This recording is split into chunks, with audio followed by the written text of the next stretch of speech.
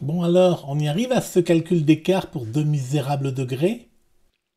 Oui, ma petite Smarty. Repartons d'une précédente vignette où nous y avions vu les triangles homothétiques.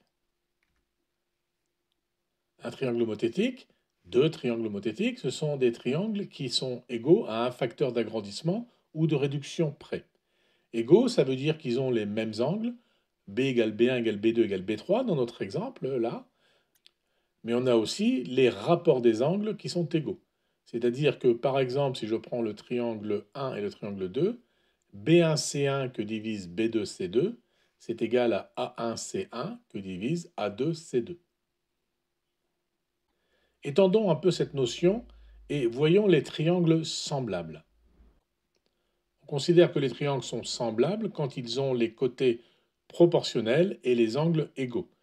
Donc par exemple, dans notre schéma ici, nous avons deux triangles qui par translation sont égaux. Ce ne sont pas les mêmes, mais ils ont exactement les mêmes angles et les mêmes longueurs de côté. Mais on peut avoir également des triangles qui sont semblables par homothétie, c'est-à-dire que le petit triangle dans cet exemple est simplement obtenu par réduction du grand triangle. Mais les angles sont les mêmes et les côtés sont proportionnels.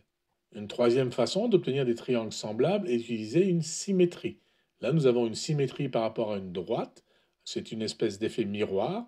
Et les deux triangles que nous voyons sont semblables puisqu'ils ont bien des angles égaux et des côtés proportionnels 2 à 2. Une dernière façon d'obtenir des triangles semblables, c'est de faire des rotations.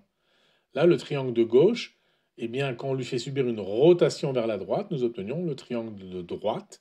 Et donc, les angles sont conservés et dans ce cas-là précis, les côtés ont toujours les mêmes longueurs. Les deux triangles sont semblables. Et en fait, on peut utiliser un ensemble de 2, 3 ou toutes les combinaisons que nous venons de voir. Voilà toute une série de triangles qui sont semblables, même si ce n'est pas évident à l'œil nu.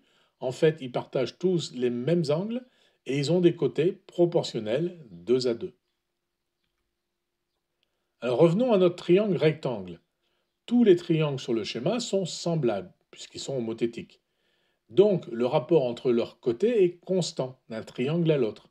Par exemple, si je prends les côtés rouges sur les côtés verts, B1C1 que divise A1B1 est égal à B2C2 que divise A2B2 est égal à BC que divise AB. Nous avons ça également avec le côté bleu divisé par le côté vert. On pourrait faire aussi le côté rouge divisé par le côté vert. Tous ces rapports dans un triangle rectangle ne dépendent en fait que de la valeur de l'angle en A dans notre dessin. Alors le côté rouge, celui qui est en face de l'angle A dans un triangle rectangle, s'appelle le côté opposé. Le côté bleu, celui qui est à côté de l'angle A, s'appelle le côté adjacent. Et le côté vert, le plus grand côté, celui qui est en face de l'angle droit, s'appelle l'hypoténuse dans un triangle rectangle. Et les mathématiciens, qui adorent donner des noms à des fonctions, ont créé la fonction sinus, le sinus de l'angle, c'est égal au côté opposé en rouge que divise l'hypoténuse en vert. Donc dans notre exemple à nous, ça va être égal à grand E l'écart que divise grand L la longueur que la balle a parcourue. Le cosinus, lui, c'est le côté adjacent en bleu sur l'hypoténuse en vert. Donc c'est petit l sur grand L. Et puis pour la petite histoire, tangente, c'est simplement le côté opposé sur le côté adjacent, grand E sur petit l, et vous pouvez vérifier facilement que c'est égal à sinus de l'angle que divise le cosinus de l'angle. Donc à partir de cette formule sinus de l'angle égale grand E sur grand L, eh bien en multipliant par grand L des deux côtés, on voit tout de suite que grand E égale L que multiplie sinus de l'angle, et pareil, on voit que petit l égale grand L que multiplie cosinus de l'angle.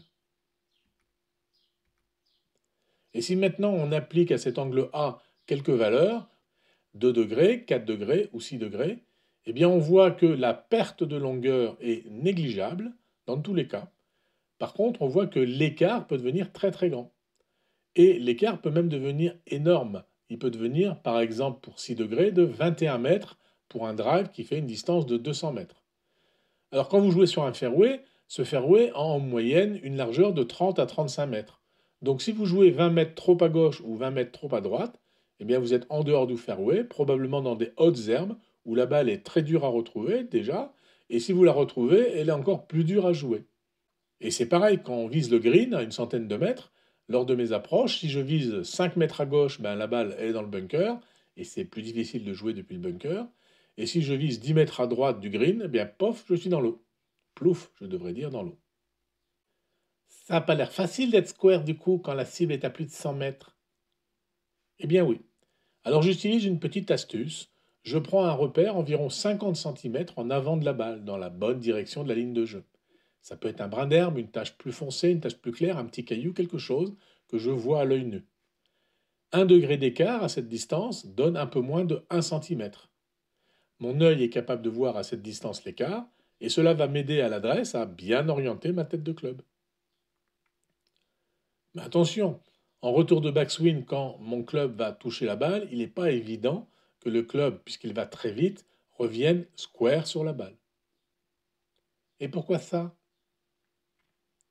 Eh bien à cause du chemin de club, ma petite Smarty, qui n'est malheureusement pas en ligne droite. Rendez-vous dans une prochaine vignette. Ah, je suis congestionné au nez là, j'ai trop mal au sinus avec ta trigonométrie.